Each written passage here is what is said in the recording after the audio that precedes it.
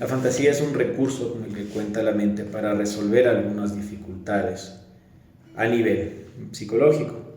Estas dificultades que resuelve son generalmente necesidades que experimentamos que no se pueden resolver en el mundo físico, o si se pueden resolver no sabemos cómo hacerlo. ¿Cómo funciona la fantasía? Está compuesta de imágenes que no dependen directamente del mundo real. No es lo mismo que la representación mental, como cuando me siento a ver un paisaje, entonces yo veo la montaña, veo el ocaso, veo las nubes, escucho las aves, siento la brisa del aire en mi rostro. Esas son cosas que se transforman en mi mente en representaciones mentales. Con ese conjunto de ideas extraídas directamente del mundo real, yo construyo mi escenario de la realidad. No significa que la fantasía no esté involucrada, porque una cosa es la información que llega como señales a mis sentidos y otra como yo las interpreto. Y casi siempre cuando yo interpreto algo, así sea en la inmediatez, en el momento en el que están sucediendo, mi mente tiende a organizar esa información según le convenga. La fantasía es un recurso de la mente para lidiar con una realidad que le conviene. Que le convenga no significa que conscientemente estemos siempre de acuerdo o que siempre disfrutemos de esa manipulación de información. Sucede que la fantasía generalmente es utilizada para llenar vacíos acerca de cosas que en la realidad no podemos encontrar. Nos entregamos a la fantasía para no tener que lidiar con algún asunto real. El que la fantasía no dependa de los elementos de la realidad de manera inmediata no significa que no dependa de alguna manera de ellos. Porque las imágenes con las que se componen las fantasías tienen que estar en nuestro conocimiento, tienen que estar almacenadas en nuestra memoria. La memoria de los seres humanos se alimenta de información que proviene del entorno, que captamos a través de los sentidos y que vamos almacenando para tener una noción de quiénes somos, qué estamos haciendo y hacia dónde vamos también. Entonces la fantasía se alimenta de la memoria. La fantasía en principio no es buena ni mala, porque es un recurso mental. Si no fuese así, no la tuviéramos. Cualquier cosa que mi mente utiliza para que yo me sienta bien, para que pueda lidiar con mi realidad, es algo útil, es algo que me sirve. Lo que estoy hablando en este video es de cómo la fantasía está detrás del sufrimiento. Antes quiero hacer una diferencia. Es una diferencia que hago personalmente entre el dolor y el sufrimiento. Vamos por lo físico. Existe dolor cuando sucede algo en el cuerpo, recibo un golpe, tengo alguna enfermedad y específicamente me duele. Y el sufrimiento es el dolor prolongado. A nivel físico tiene que existir alguna causa que esté manteniendo ese dolor para llamarlo sufrimiento. No tiene que ser muy intenso, tiene que ser extendido en el tiempo. Pero el sufrimiento también es mental, es psicológico. No significa que el cuerpo no sufra conjuntamente con la mente, que de hecho no existiría sufrimiento si el cuerpo no lo experimentara de alguna manera. Pero el sufrimiento mental es diferente. Experimentamos dolor psicológico y experimentamos sufrimiento psicológico. El dolor psicológico se produce cuando algo en nuestra realidad sucede y nos lo causa. Por ejemplo, rompemos con la pareja, nos insulta a alguien, hacemos algo de lo que nos arrepentimos, nos peleamos con alguna persona, etc. Todo eso nos va a provocar un dolor de forma más o menos inmediata porque depende de nuestra representación.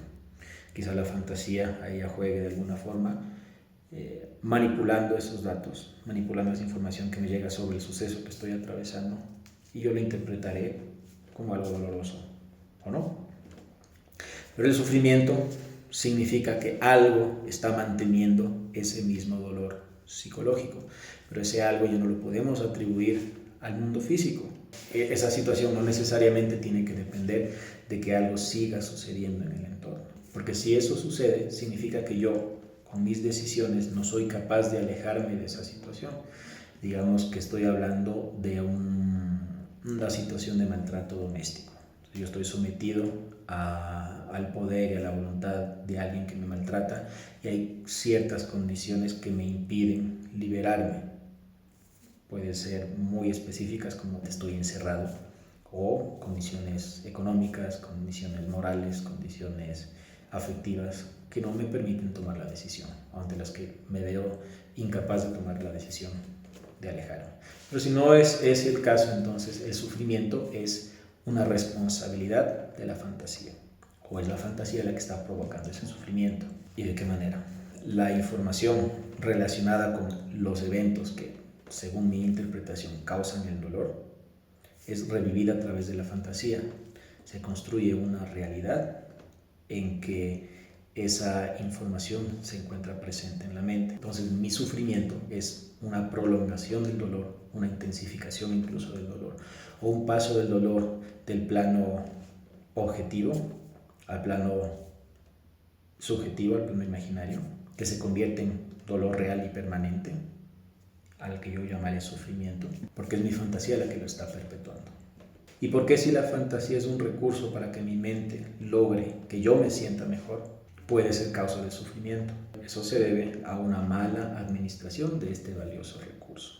Y lo voy a poner en términos sencillos. Supongamos que estamos enfrentando una ruptura amorosa. Independientemente de cuál pudiera haber sido la causa, la situación que involucraba a las dos personas se rompe, ya no existe posibilidad de recuperación. En la mente de cada uno van a quedar remanentes de eso que se está deshaciendo. Y son los deseos que yo tenía relacionados con ese otro, los proyectos, las ilusiones, todo lo que no podrá ser. Es necesario que la fantasía opere actualizando esa realidad como un mecanismo para empezar a elaborar lo que se llama el proceso de duelo, que es terminar de aceptar en algún momento que la situación llegó a su fin, que los proyectos, que los deseos, que nada de eso se va a cumplir y que tengo que continuar mi vida sin esa persona. Lo que sucede es que la fantasía es muy complaciente. Aunque es una realidad que sabemos que no se corresponde con el mundo físico, es una realidad para mi conciencia. La fantasía tiene la capacidad de lograr que el cuerpo experimente satisfacción, que experimente dolor, que experimente placer, con esas imágenes que no se corresponden con lo que está a mi alrededor, sino con lo que mi mente hace con mi memoria. De tal manera, cuando existe una ruptura y el sufrimiento permanece y se prolonga durante meses, durante años, y uno piensa que no lo va a poder superar, a quien tenemos que echar la culpa es a ese ejercicio de la fantasía que está actualizando imágenes para componer una realidad en la que el otro está involucrado todavía. Y aquí es cuando empiezo a ser más específico que en otros videos en los que he hablado casi de lo mismo, porque voy a tratar de explicar el mecanismo que está detrás. Cuando yo utilizo la fantasía para lidiar con cualquier situación que me está causando sufrimiento, la ruptura aquí es solamente un ejemplo. Lo que en realidad estoy haciendo es establecer, en principio, una suerte de diálogo con el otro en mi mente, en el que las palabras, en el que el papel que juega el otro, lo estoy diseñando yo. Cuando esta estrategia deja de funcionar adecuadamente y se convierte en un fracaso, es cuando empieza el sufrimiento. Porque mi fantasía se convierte en un esfuerzo terco y prolongado por continuar mentalmente la historia que se rompió en la realidad.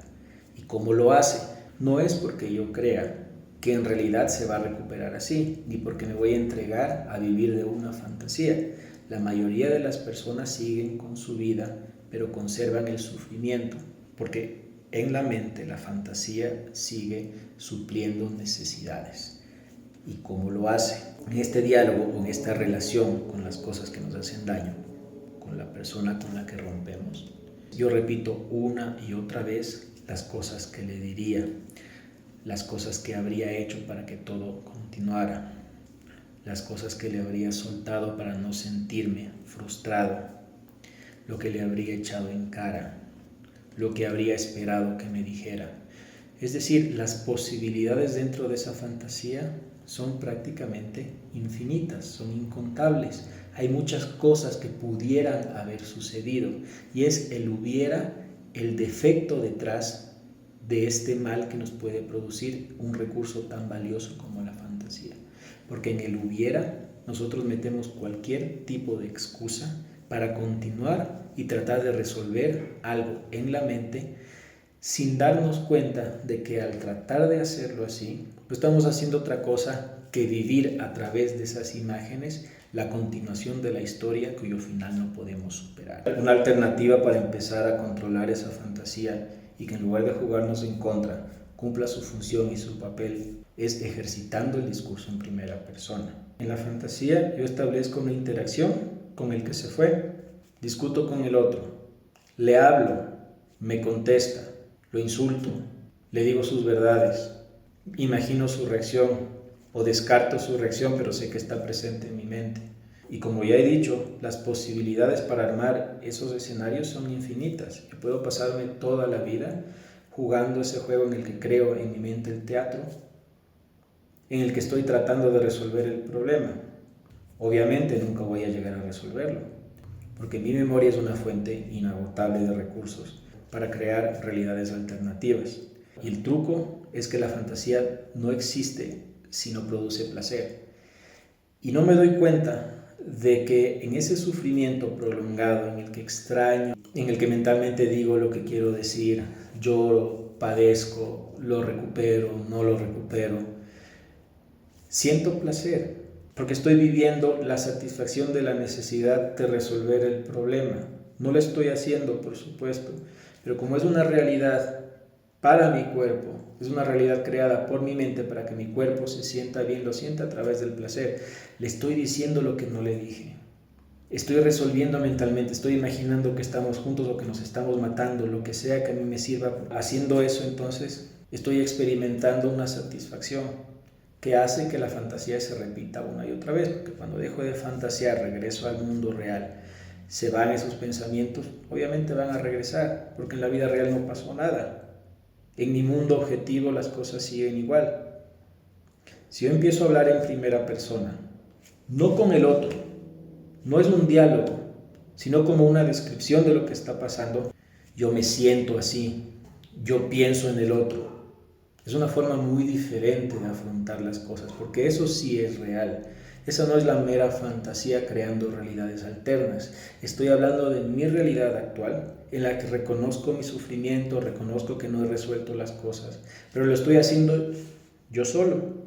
Si estoy involucrando al otro, es como un recuerdo y lo reconozco en mi narrativa interna como un recuerdo, no como alguien que está dentro de mi cabeza, jugando el mismo juego que yo estoy proponiendo, suponiendo yo que de alguna forma en mi fantasía está presente y está respondiendo a la propuesta de interacción que estoy haciendo. El lograr controlar el discurso para que se convierta en una narración en primera persona del presente, sin que las voces de los demás, que en realidad son mis voces, que en realidad es mi discurso traducido a lo que ellos, según yo, dirían, cuando logro eso, tengo la capacidad de controlar mi fantasía, para que, si bien es cierto en un tiempo prudencial, es necesario estos juegos del hubiera pasado, no pase a convertirse en el mantenedor de mi dolor, es decir, en la causa de mi sufrimiento, sino que yo empiezo a administrar mi fantasía una vez que el impacto mayor pasa, que el dolor principal o que el dolor primigenio de todo esto pasa, y entonces yo controlo el pensamiento para que mi fantasía se convierta en una representación de la realidad que yo estoy viviendo en ese momento, en el momento en el que me siento a pensar, con la que yo estoy lidiando.